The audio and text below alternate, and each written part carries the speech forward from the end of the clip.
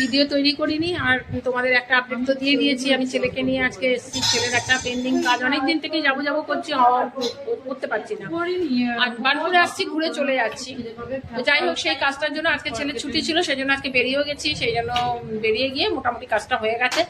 এসছি বোধহয় দিদির বাড়িতে ঢুকলাম বোধহয় 12:30টার সময়, তারপরে একটুখানি বসে তারপরে কাজটা সেরে আসলাম। এসে এখন খেতে বসে গেছি।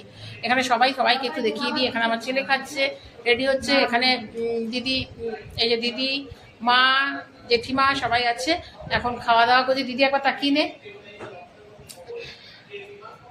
আর রান্না বান্না করে রেখেছে, এখন খাবো আর খেয়ে ফটাফট বেরোবো। 2:30টা বেজে গেছে।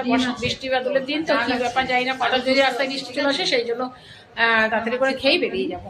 চলো লাঞ্চ করি, পরে আবার একটা শর্ট নিয়ে আসছি। হচ্ছে এখানে কিসের পাতা বাটা রে এটা? কুমড়ো পাতা বাটা। এটা বলে একটা পাঁচ তরকারি। এটা হচ্ছে থোড় ঘন্ট। এখানে আছে মাছ,